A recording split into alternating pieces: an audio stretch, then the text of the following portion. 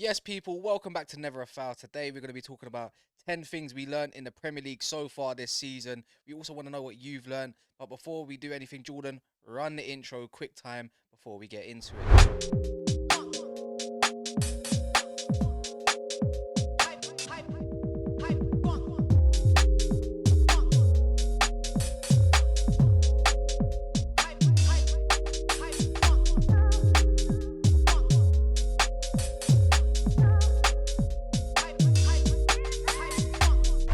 Anyways, Daps, hi, how you doing?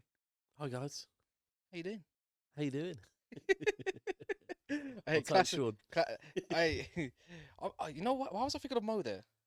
Oh, hi guys, Oh, we're hi here guys, we're here. Oh my, live, live. actually talking with each other. Oh my god, I mean it's okay. Yeah, it's all right. I mean it's all right. So basically we're gonna be talking about 10 things we learned in the Premier League so far, and we're gonna try to do it in the shortest time possible, maybe 10 things in 10 minutes. So right now we're pretty much bang on minute number one, so we've got another 10 to go, Daps, with number one on our list, which is not in actual order, like to say what's the most that everyone's learned typically, da da da da da. But number one, never write off Liverpool. Yeah, never write off Liverpool. I think the other thing is for me in particular, Liverpool when they're back against the wall is when you see the Liverpool come out. Like, don't pick a fight with them, especially at Anfield. Like even but at Tottenham, they go down, they seem to get better. We've seen it last season with Arsenal.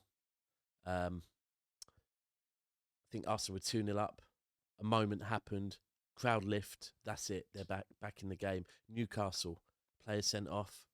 There we go. Yeah, even myself for this season, I thought Liverpool would not be as great due to their season last year. Didn't really believe in too many of their signings, but here we are.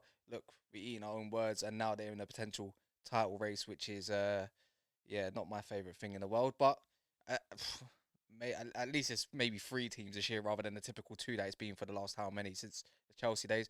Number two, City have a drop off like every other club. Who would believe it? Who would believe it? But I they mean, do. I, We I do. can believe. We have to admit it. The last couple of weeks, 3 games without Rodri, 3 losses. There is, of course, context you could add. Um, the other thing is probably that is relevant is you can miss one player, you can't miss two. De Bruyne as well not being there, and how big missing those two players is. So you could also argue Stones as well. But ultimately, the overall thing is, yes, City are human. Yes, City do have a drop off. If City do get a lot of injuries, it will impact their season. If they get suspensions, it will impact their season. They just can't guarantee that they're going to get a win every single week, just like any Yeah, other so football team. no Rodri equals no party pretty much for this season, unless January comes. But we're only doing what we've learned so far. Things can turn on its head as soon as possible. Number Absolutely. three, most money spent doesn't equal success overnight, which is pretty much aimed at Chelsea. Yeah, and I think the important one for there for me is that there's always been this thing that even with Pep, he's a checkbook manager and whatever, and that if anyone give them this much money, they can go out and win the league. Um, Look, it definitely helps, right? I think there's a saying about I'd rather be unhappy in a range than unhappy in a Ooh, yeah, yeah, yeah, yeah, right. yeah, yeah. And the truth is, money helps absolutely, but time is also massive with this. And I think the key with Chelsea is giving Pochettino time, letting him cook ultimately, and just see what Yeah, I agree. I happens. have to agree with that part. It's just I think we're coming to light about once you give a manager time, you can see what he does. Yeah, Even if he's not the best, it will come to light as long as you give him time. Maybe not so every single manager though. Number four, Arsenal are open to plan B and C and not just plan A like last season. yeah. I think I could see this early doors with the way they were kind of playing party at right back. The way they were playing Rice in the eight. They can also play Rice in the six. I think actually early doors, maybe even pre-season, they were playing Trossard in the eight. Um, Yeah, yeah, they were. They were. I remember. Yeah. and I thought at the time, do you know what? He's trying people out in different positions at the right time of the season to do it. You don't want to do it at the back end of the season. You want to do it early doors. More so, moving on to Jesus. The fact is that we know Jesus went to Arsenal because he wanted to be the main man. He wanted to be the number 9, and I've always thought that could potentially hold them back. Now we've seen him play out on the left. We've seen him play on the right and put one of his best performances out on the right. And then it opens up to the thought of, if they get Jesus happy to play on the left or right and not just through the middle, would they be open for a move for Ivan Toney? And what would that mean to the whole Premier League? Yeah, exactly. That I was going to say that he even came out in an interview and was saying that he's happy to play Yeah. anywhere before, and he acknowledged before he was number 9, he just wants to win and do what most for the team. Yeah. Number 5, Manchester United still have leaks, and not literally just in the roof, but still in the dressing room. No Ronaldo's, no who else? It's Sancho's been out there. Not saying he's a leak. The Lingards are gone. The Dean Pogba's Hendos are gone. gone. The Pogba's gone. The list is just It's everyone endless. that, there's always, we'll blame Pogba, we'll blame Ronaldo, we'll blame Sancho, we'll blame Lingard. They keep blaming. I mean, we do need to check on the roof as well, by the way. But there's still leaks there, and it's come out today. I think Alan Brazil, I think it was on TalkSport, saying that he's heard off of some professionals that they've heard a few people at the club saying they're not happy with Ten Hag and the way he's treated certain players. Ultimately, what they're showing once again is there's more leaks there. And I honestly think that, like Arteta did at Arsenal, he needs to cleanse that dressing room from top to bottom, cut the grass, find every single snake and get rid. It's just, will he get time to do that? Well, I would like to hope so. I'm just about a firm believer of Ten Hag. Bit reactionary. Moving on. Number 6, Spurs do not need big names, aka the Harry Kanes. And now they got the Anges, the Madisons, the Van der Vens, the Poros, and now look, they're thriving. Yeah, I mean, you look at their last 2 managers before Big Ange, Conte, Jose Mourinho. Yeah, that was correct. Yeah. There might have been a couple of interim managers in between. There was Nuno as well, to be fair, and He was permanent, but and yeah. then there was the Yeah, Ryan he Mason wasn't was always interim, but yeah. yeah, you're right. But ultimately, the 2 managers that have been given a bit of time was Conte and was Jose. Pragmatic football.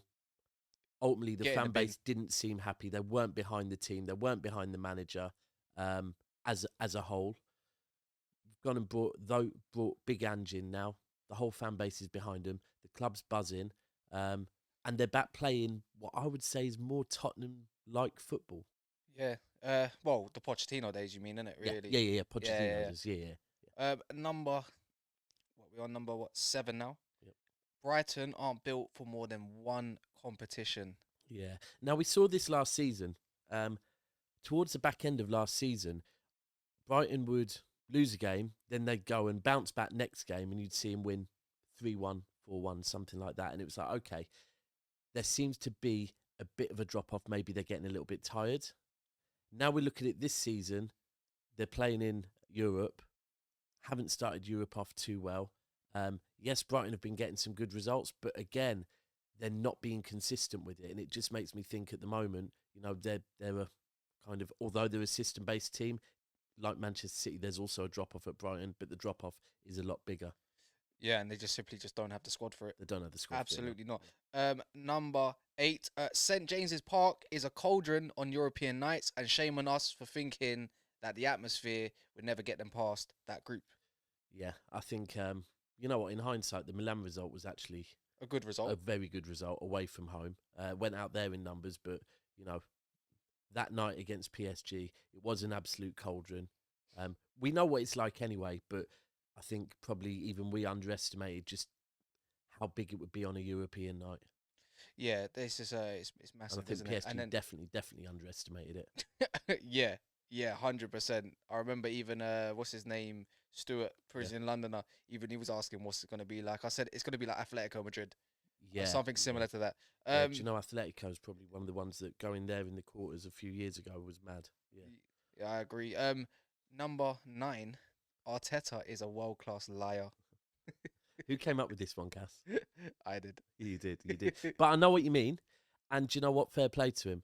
I've always wondered, I don't know if this is where you were going with it, but I've always wondered why managers go into press conferences and give the other team an advantage of letting them know what players are going to be fit, what players are going to be injured, and just ultimately helping them. And there's no, unless someone can tell me in the comments down below, I don't think there's a rule that tells you that you have to give true information in press conferences. So you know what? Arteta, hats off to him, is going into press conferences and lying.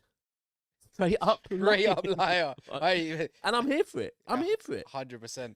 And the last one, number 10 for you people. Refs are bad.